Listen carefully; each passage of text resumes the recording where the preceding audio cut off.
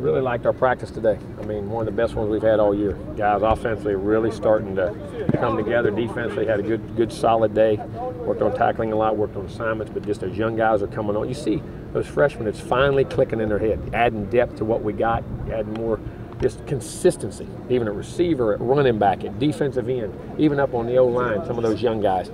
Tight end, I mean, just everywhere, D-linemen. You know, I mean, you're starting to, you know, they were here and they're talented, but now they're figuring out what to do and how the tempo of the games go and all that, and then very excited about where the depth and where we're going right now. I like the practice today. Now we got to go again and do it tomorrow, but I think we're heading in the right direction. Very positive day. Questions?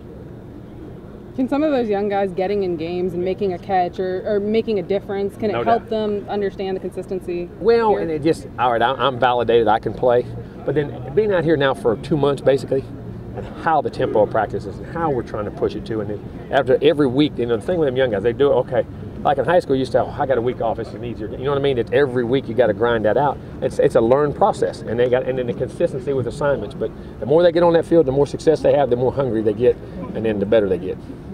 Have they hit any stretches where, you know, it's just becoming a long season for them? Oh, no doubt. They've already hit them. They hit those out of camp. That's why you're waiting for them to rebound back. Some of them hit them at the end of camp, first couple of weeks of the season. Those freshmen, you've hit that wall, and you're starting to see a lot of them now. Okay, I get this. Now I got my breath. I can go, and you're starting to take off. Is there any part of you that's anxious to see those guys make plays late in the game? Like, did you know that they were capable of doing Oh, that? I knew they were capable. We wouldn't have recruited them. Yeah. I'm serious. I mean, you knew, but you knew when is it going to click, when can the assignments, when can you line up? Because sometimes you got to be careful. For every player or two they make, they bust plays. You know what I'm saying? That, you know, they give up big plays too, but that's where the consistency is really coming in, and the more we're getting them in practice, the more we're getting them in the game. Just very happy, and we need them to come on. Always do. Do you like what you've seen out of the tackle drills on defense? Yes, it did. Guys, we had a lot of space tackling drills. Guys athletically moving better and stepping on toes, and, you know, and getting had some guys too that weren't as healthy in that game. I think will be healthier this game. Was Castro on the bike game in practice? Yes, he banged up his shoulder. So from the game, he hurt it in the game. If you remember, he got hurt at the end of that game last week. Carlos came off in a non-contact jersey. Yeah, he's been banged up. Them backs, I protect them backs during the week. After they get banged and bruised and you carry the ball that much, you ain't getting hit during the week. How have the two Marios done the first couple of days? Really good. I mean, Mario, you saw him right there. He just broke a run down the sideline. We didn't see it. Oh, okay. I thought y'all was over there. Or that was right at the end right there. I thought y'all were already here. And Mario, they practiced. I mean, they were good to go today. Had no effects from anything. What would that do to your defense to have Mario such a stabilizing force? Well, it does. I mean, because you can have him at the end, you can have him at the 3, play those young guys at the end. You can move around, add some more depth. And then the leadership, he's really starting to emerge as a leader. Eddie's ankle all good? Oh, yeah. He played over there. Jimbo. He cramped up. He had an ankle, but he cramped up bad in that game too. And then, like I say, Mitchell didn't practice. He's banged up from that game. Jimbo, there's been a little bit of talk about how a team deals with concussions on the sideline. What's Florida State's way? Were you in touch with the doctors? Oh, they immediately. If there's anything, it comes to me, and hey, it's to them, and then they make the decision when a guy goes back in. It has nothing to do with me. We get that directly to them, and then they either come to me and say it's okay or there's no chance. Mm-hmm. And we're not, you know, if things get recognized and you get a guy, you know, get him off there and they can recognize and see it. So you have no say. It's all doctors. No, that's doctor. Has nothing to do with me. No, sir. And I don't want that responsibility. And I there's no game or no situation that's ever worth a young man. And then if a coach knows, you know what I'm saying? I don't know circumstances of other things and anything. If a coach knows, a doctor, that's his expertise. Mine's coaching football. But sometimes it might be hard to see. Like that kid on Michigan the other day, he stumbled for a second, but maybe the coaches didn't see it. You're right. I mean, I don't know. I mean, sometimes you're looking at a play sheet. Sometimes you're looking off. I mean, that can happen. Very easily. People say, "Oh, did you see that?" No, I was looking. I was watching that guy on that player. I was trying to see that. I mean, you know what I mean? That can happen. I mean, very easily. Very easily. You got a doctor dedicated to just that, don't you? Oh, yes, we do. Yes, we do. One of the best in the business. We got him to TOC down here, and Blankenship? yeah, I mean, he's phenomenal. I mean, he's one of the top guys in the business.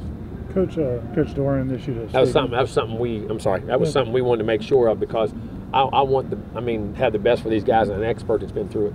Coach Doran issued an apology. Did they? We talked. Yeah, we did. We emailed each other, and I again, I wasn't mad at him. Dave and I have always gotten along great. He's a great guy. He's a super guy, and competitors after a game, you're hard fought. You have a chance to win a game. Those things happen. As coach, you know, we all say things. We say, and the players, you always apologize. I mean, that's part of this game and the emotion that goes with it. And you know, he wrote an email, and I wrote one back. And you know, he's a great guy, and I'll tell you what, they got a heck of a football team. He's doing a good job there. Jimbo, circling back to the return game, you mentioned you guys had missed blocks. Was that strictly just NC State, or has that been going on for much of the year? Guys missing blocks up the middle. I get some times. The last week was mainly last week. It was mainly last week. On the offensive line, you said they played well the other day. Even though 4 of those guys had played together so much, does it take a little time to just kind of gel? Well, and then the chemistry, and then you get a new center, and then you get a tight end. But still, each year, it's because a guy comes back and he's got experience. You got to. Sometimes you're out of you get out of rhythm, even if you're a good guy. You know what I mean? You played all your rhythms off. You know what I mean? You got to get in the flow of the game. I mean, a great example. Why does, for instance, LeBron James won the MVP one year and doesn't the next, and he's still a good player, but maybe didn't play quite to that level. You know what I'm saying? And then if a guy here and there are off and on, it's that way, and you've got to get that chemistry, and you keep playing. That's what I'm excited about in our team. I'm starting to see it in practice. You know, you're starting to see it on the practice field. I saw it Thursday, Wednesday a little bit. Thursday really good. Friday walkthroughs.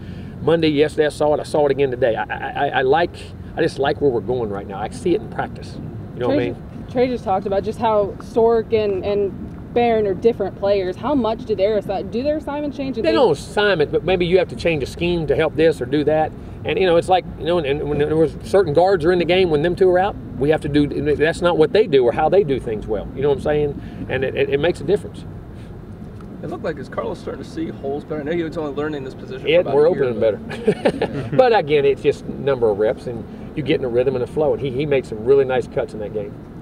Do you call plays differently for different running? Like Devonta Freeman calling it different now? You call, I mean, what guys, see and what they do and what their strengths are. You do it all the time. Routes, quarterbacks, plays, if you're running to a certain guy, you do that a lot.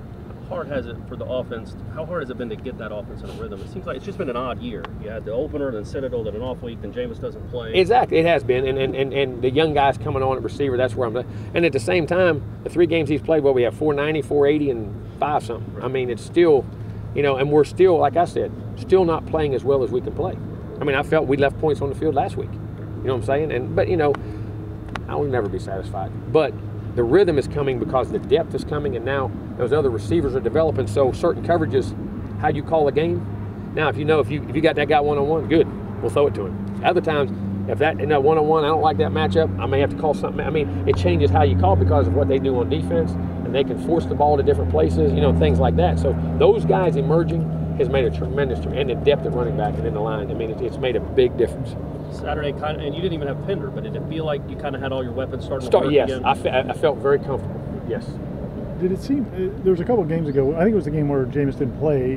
They showed him on the sideline with Bobo, and it was almost like he was like encouraging him to go for big plays. Almost like did he need some boosting of confidence? Well, because they all do, because they never went out and done it. I mean, they ain't never done it in prime time when it was on. I mean, he's done it as a backup. You know what I'm saying? Even though those guys are talented, that's why we have a very talented team that are emerging into really good football players right now, and we're starting to grow. And that's why I'm excited. We've been through these battles and been tested, and we haven't played close to our best way, but I didn't think we would yet. You know what I'm saying? I'm just very proud of the way they've done it, and they keep getting better now, and now they're on the field. They see it, the consistency, and now they get that confidence now, that, hey, I can go out there and be that guy. Is the Legway still on track to play this weekend? Yes, he's looked good 2 days in a row. I feel good about him right now. Hopefully his foot will feel good after his practice. He's had 2 really good practices.